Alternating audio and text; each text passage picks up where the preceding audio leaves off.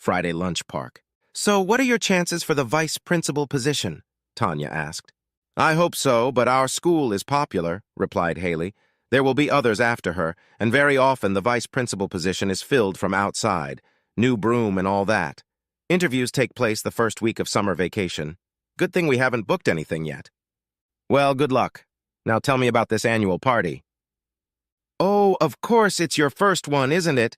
The Board of Governors throws us a party at the end of the school year, the second Friday in June. What should I wear?" "Pretty formal, little black dress, heels, just flirt a little and enjoy the free wine." Haley Simmons and Tanya Marks were teachers at the same high school. Haley was slender, with long blonde hair. She was named after the actress Haley Mills. Tanya was shorter in stature and larger in bust. Her brown hair was styled in a hairstyle.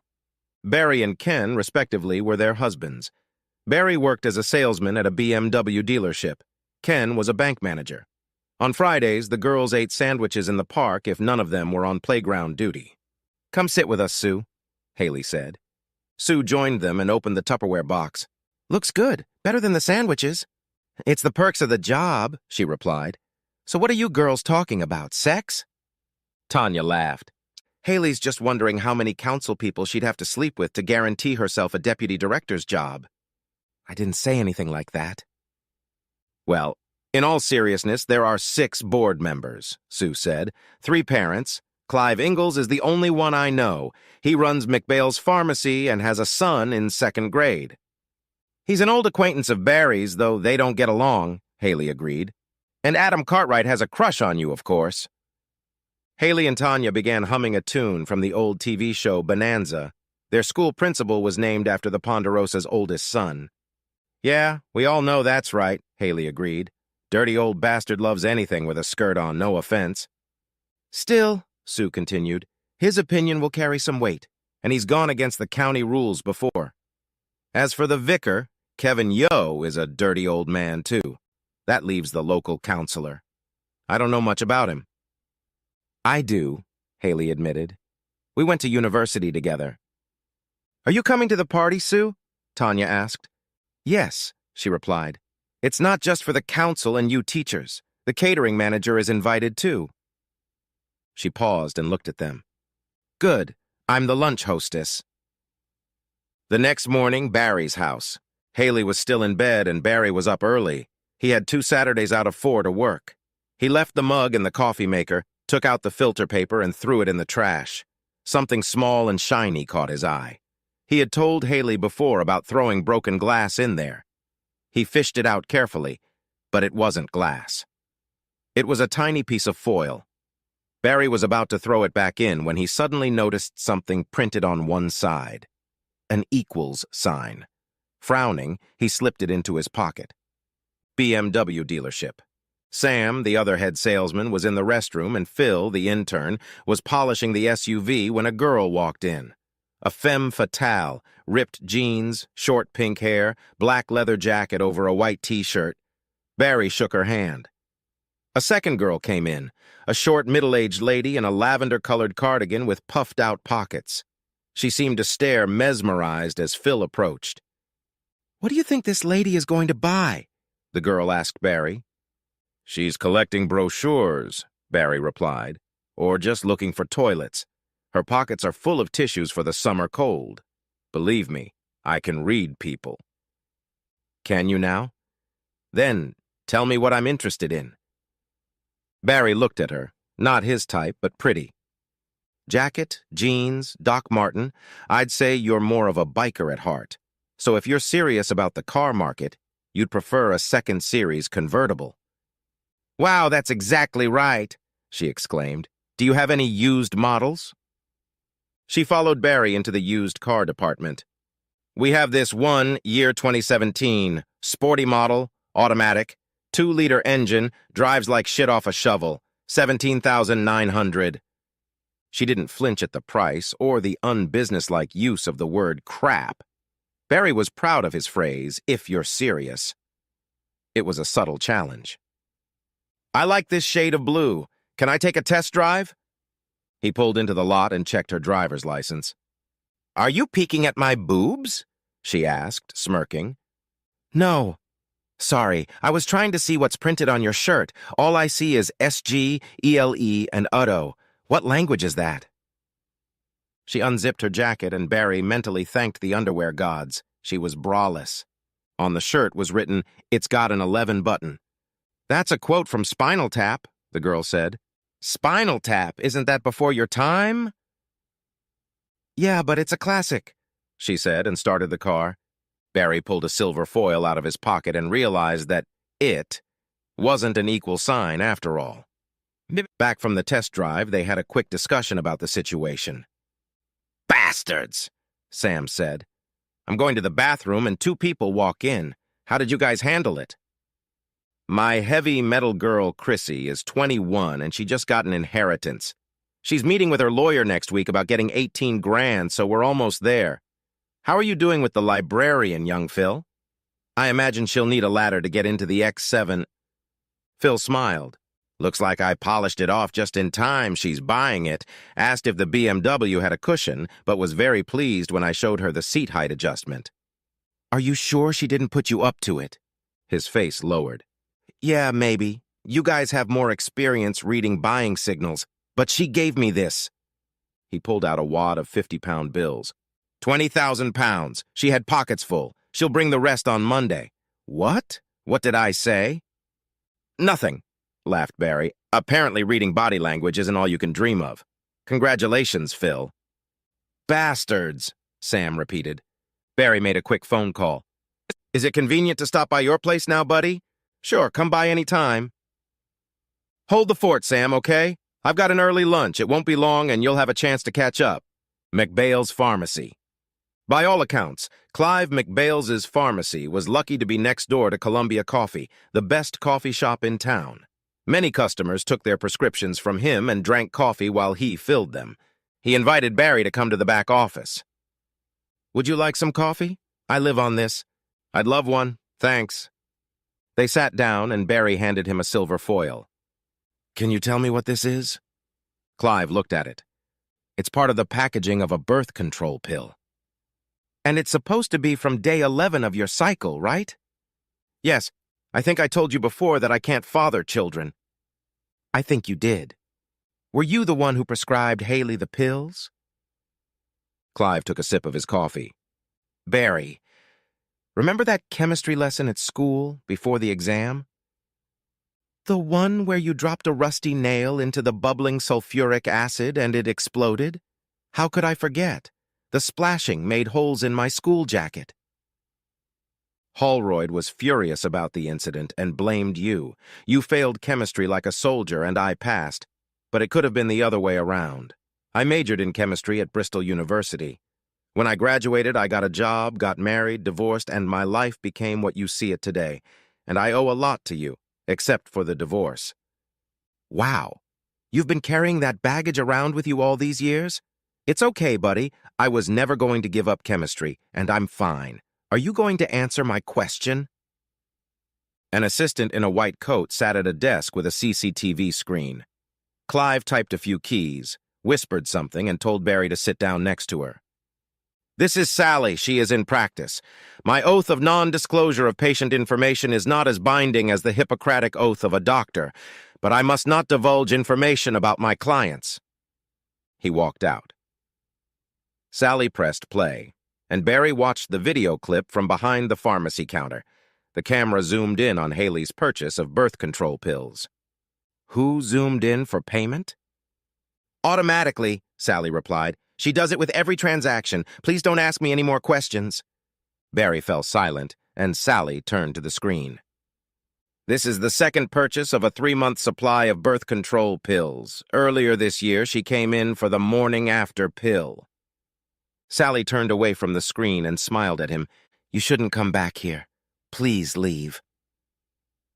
Barry walked back into the pharmacy where Clive reappeared. Sorry, mate, he sympathized. Thanks. I think what I saw had something to do with that client's promotion prospects at her school. And after all, until 3 months ago, that job wasn't on offer. I know. I want to show you something. Come up to my apartment above the store. Wow! It's huge! It's bigger than your store! That's right. I inherited thousands from my uncle after I graduated. People think McBail's is a chain and I'm the manager. But it's a private joke. I own McBail's, which is an anagram of the word lab, and MSCI is my master's degree. I also own the Columbia coffee shop next door where I'm not bound by the code of ethics. There are cameras there, too. Nominally, they're for security, but I'm a voyeur, and it amuses me to watch and listen to customers. This apartment extends to the store as well.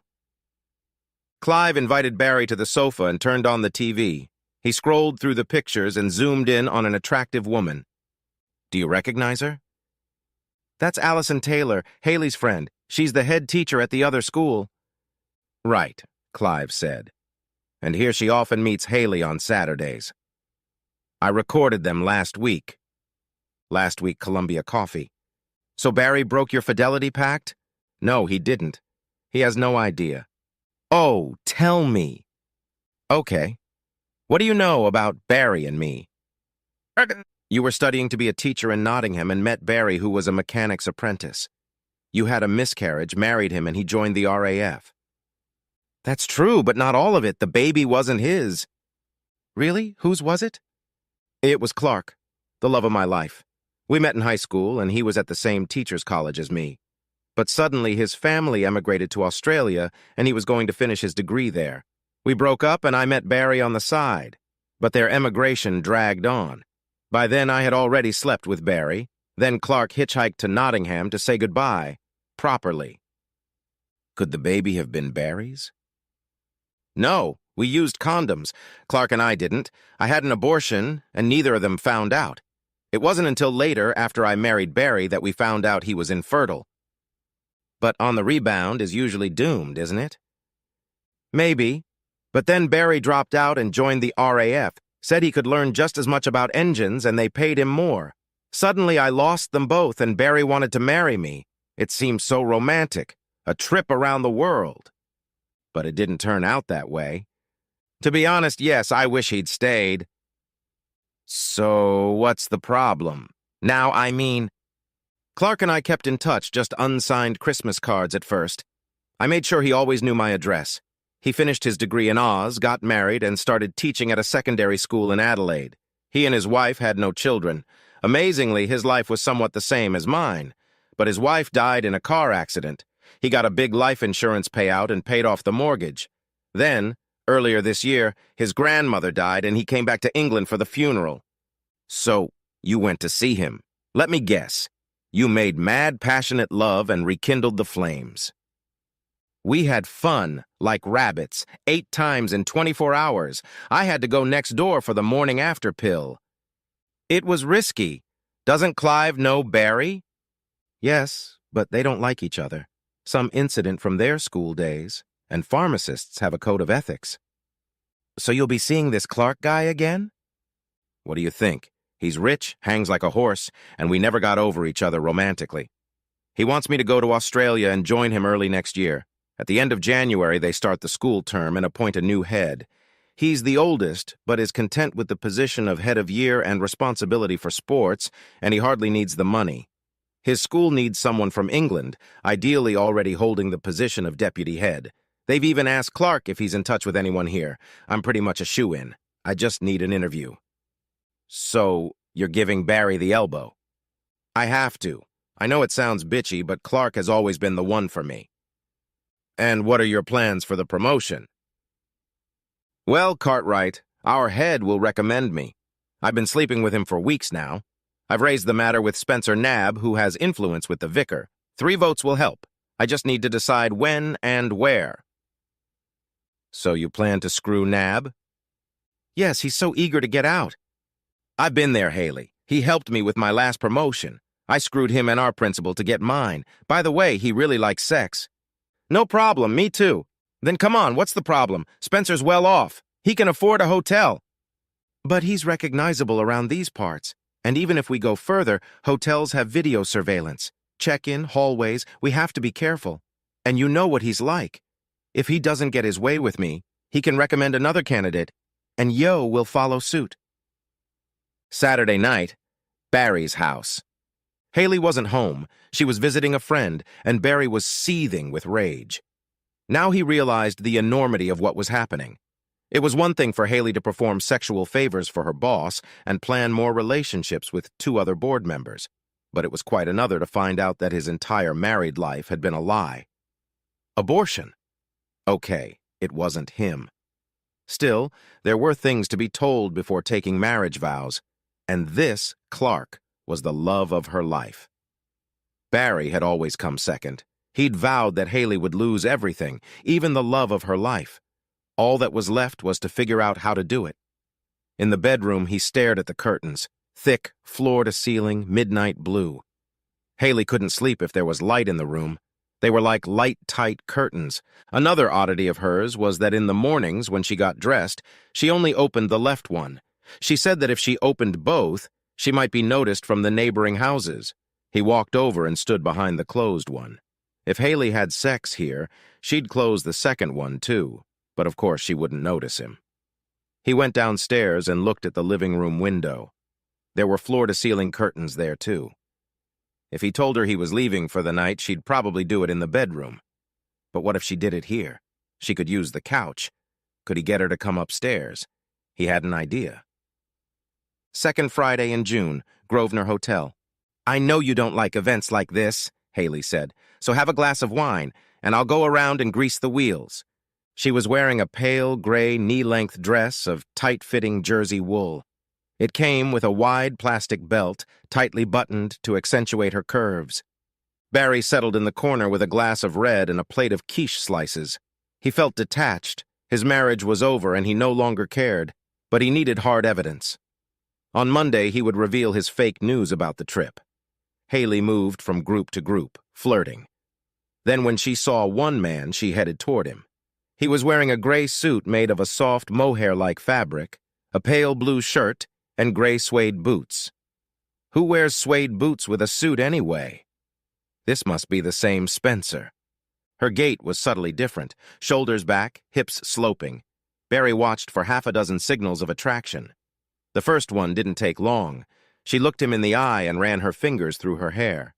If a woman smiles and touches herself, it means, roughly speaking, she wants you to touch her. She moved closer.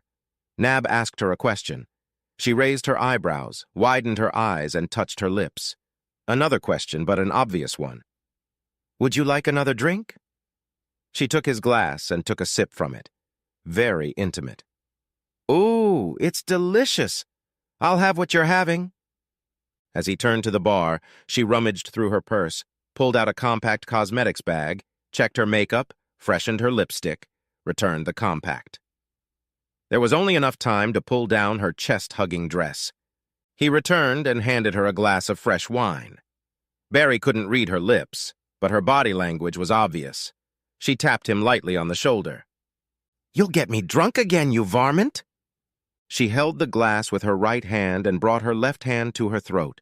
"Would you like to put your hand around my throat? Hold me down while you rape me?" Then he reached down and touched her left breast.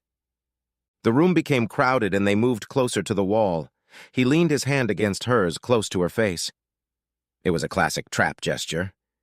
He may not have been consciously reading her signals, but that didn't stop him from playing the game. "What are you going to do now that you've trapped me?" He took his hand away and placed it on her thigh and pointed to the other end of the room with the other. Their heads leaned toward each other, his cheek touching her hair. Barry ignored the pointing finger and focused on his other hand. It slid down Haley's thigh to her lower back, then lower to her buttocks. Suddenly, she went into a heightened level of arousal. Finally, one hand rested on her breast again. Today, Spencer was going to get some. "Personally, I wouldn't mind a bigger handful." Ken walked over, holding a glass of red. "What? Oh, hi, Ken. Sorry I was away. Wine and cocktails are fine, but I prefer a pint of beer. When Tanya said open bar, I was expecting a beer." "I know what you mean. Wine always makes me thirsty." "I see Haley has met the new counselor." Barry pretended to look around the room for her. "Oh, is that who he is?" "Tanya says they went to university together." The flirting couple put down their glasses and looked at their watches. Haley twirled her wedding ring, and Barry realized she was already looking in his direction. He quickly turned to Ken. Can't say I've seen him before. Out of the corner of his eye, he noticed a man leave the room. He shoved Ken away. 2 minutes later, Haley drained her glass and headed for the same door. Are you listening? Ken asked. Sorry, buddy, I have to go to the bathroom. The banging of the men's room door closing was heard in the hallway. Barry waited a minute and entered. The urinals were empty, but the far stall was occupied. He turned on the faucet, pulled a couple of paper towels from the dispenser, and opened the door, then slammed it shut with a clatter. He heard, "Quick!" He tiptoed to the stall and lay down on the floor to peek under the door. A few inches from his eyes were gray suede boots peeking out from beneath the lowered gray slacks and blue briefs. Almost touching Barry's face were the soles of Haley's shoes. He was a few inches from his wife's buttocks, which tensed as she buried her head in the counselor's lap. She'd probably given him a preview to get him in the right mood. Her thongs were so small they were barely visible. He couldn't see them, which meant they couldn't see him. She was pleased with herself. "Good job, Haley, but I want you properly." "I know, and soon you will, I promise." Monday, Barry's house. "Great news, babe," Barry said. "Did you sell another SUV?" "Better. We've become the best dealer in the UK, and we've been invited to the Munich Motor Show." "Wow, when are you going?" "We leave on Wednesday lunchtime and meet our German colleagues for dinner. We'll stay overnight and then go to the trade show on Thursday. We'll be back on Friday and then back to work on Saturday. It's school vacation time. You could come with me." "Congratulations, sweetie, but no thanks." Wednesday. Barry took 2 days off work, although if everything went according to plan today, he might only need 1. He parked the car outside the local pub and headed home, grabbing a burger on the way. It was now midday, and he settled in to wait for Haley, who had come to see Allison. Last night, as they were going to bed, a mishap occurred. Barry had closed the curtains in the living room, but the banister had inexplicably fallen down, leaving the room open to prying eyes. He took up position behind the curtain in the bedroom. The digital movie camera lay on the floor beside him. Everything was ready. Just then his cell phone rang. "Hello, Mr. Simmons. Remember me? Chrissy, the blue Series 2 convertible?" "How could I forget? But I asked you to call me Barry." "All right, Barry. I'd like to buy you lunch. How about tomorrow at Franco's?" "You're very kind. I'll accept." "Great. I'm paying." He hung up and turned off the phone. Leaving it on could spell disaster. Now he was ready. Haley ran up the stairs and rushed into the bedroom. She grabbed the open curtain, closed it, and rummaged through her underwear drawer. She put on a pair of tight stockings. Finally, she took off her bra and put on a blouse. She looked in the mirror. There was no need to shower or change clothes. Spencer asked, wearing what she had been wearing all day, but without the bra. Stockings were her idea. Soon, another man appeared in the room. Spencer grabbed her. "I hope you'll be my slut, Haley." "Of course. Tell me what you want, Spencer, and I'll do it." The counselor finished quickly, and Haley lost count. Finally, it was over. "So do I get the job?" "You get my vote, and Kev gets the Reverend's vote." They squeezed into the shower, too busy soaping and groping to hear the front door close. Thursday, Franco's. "Do all your clients buy you lunch?" "No, Chrissy, only the ones who flirt with me." "Is that what I'm doing? Oh, I forgot. You're the body language expert. You're a little older than me, but I'm moving up. From motorcycles to cars, from boys to men. You know I'm married." "Yes, but I don't need your wedding ring." She was braless again, energetic, full of life, and she was 10 years younger. He wondered if he could keep up with her, but sex with her would make him no better than Haley. "Chrissy, there's something wrong in my life right now, and it's going to take some time to sort it out." "No problem. It's just a thank you dinner. You have my number. Call me when you've got it all sorted out." "I will. And if I'm still available, you can buy me lunch and we'll take it from there.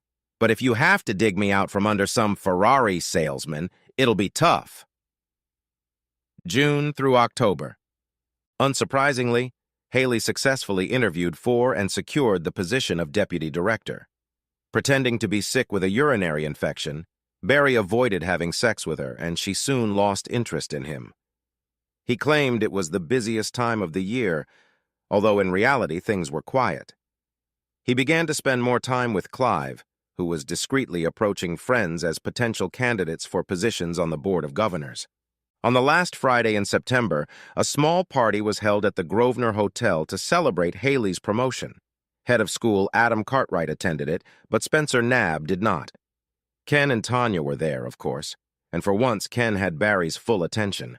Haley's body language was now giving nothing away, but her laptop showed traces of 2 long Skype interviews. The last Friday in October, Barry's house. "We need to talk," announced Haley. He was relieved. "Talk? I want a divorce." "Of course. You don't seem very surprised." "You were always full of surprises. They don't take me by surprise anymore. Just talk to me." And she spoke. Barry was surprised, mostly by her frankness. She told him all about Clark, the love of her life. She left out only the parts about her firing and Spencer Knabb. "I interviewed at Adelaide High and got the job. There will be a month's probationary period." "Congratulations. It's nice to see someone getting what they deserve." "I handed in my resignation today at St. Martin's School. They're sad to see me go, especially so soon after my promotion, but I have to go. You understand that, don't you?" "Of course, you have to follow your heart. It's not your fault, honey, so I won't ask for anything. Keep the house and the furniture, everything. I'll just take my personal belongings and start over." "With Chuck? With Clark?" "So we're filing for divorce," he said. "Based on irreconcilable differences? No lawyers?" "Yes, I'll move in with him, of course. But the school in Adelaide won't bother me. I just have to sign their contract in person on the day school starts, and everything will be settled." "Okay. I must say you're taking this very calmly, Barry. It's like you've been waiting for this." "You know me, babe. I'm a body language expert. It's more than just recognizing buying signals. I've noticed that you're not happy." Nov. 1, St. Martin's School. "Thank you all for coming on such short notice," said Clive. "But this is an emergency meeting." Clive confirmed to board members that Haley is leaving and emigrating to Australia. "But this meeting is not just to find her replacement, it's a reorganization of the members." Everyone looked utterly confused. "I know you're wondering why we need to do this, so you should watch the video."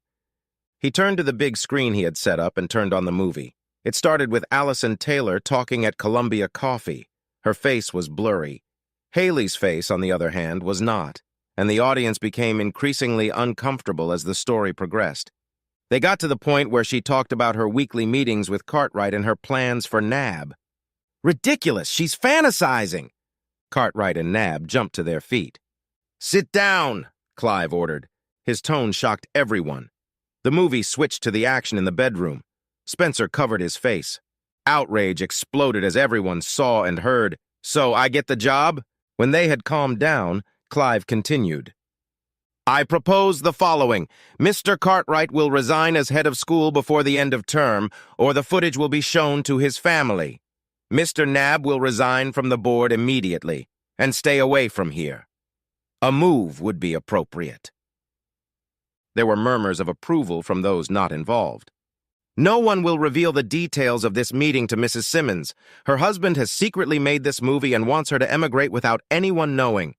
She'll finish out the school year, but she'll have nothing more to do with the board. Time to vote, I guess." Haley packed up all her belongings, including her summer clothes, and sent them to Adelaide. She left only a small set of winter clothes and a few toiletries in the house. December. Barry received a firm offer on the house. The buyers wanted to move in mid-January, and Clive said he would shelter Barry while he looked for another place to live. Relations with Haley remained friendly but strained. They parted ways over Christmas and New Year's, spending the holidays with their families. Haley bought a plane ticket to Australia, promising that the school in Adelaide would reimburse her fare once she started her new position. It made sense to leave right away and move in with Clark. She'd be able to get rid of the jet lag and get used to the heat. Barry supported her, but was disappointed when Chrissy called to say she was meeting with a lawyer, the second week of January, flying out of Heathrow.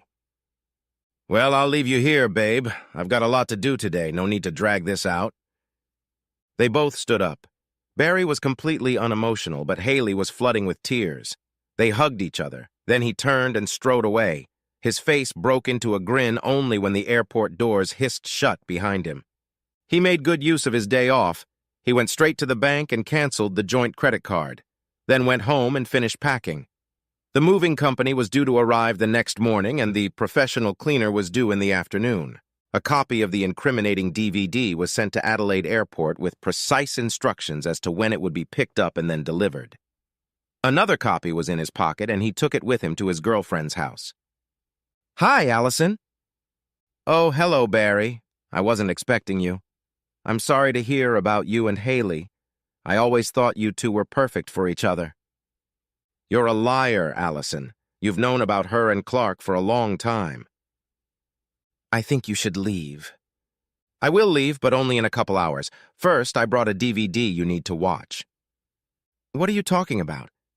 "I'm talking about your description of how you got the principal's job." Adelaide High School, Orientation Day.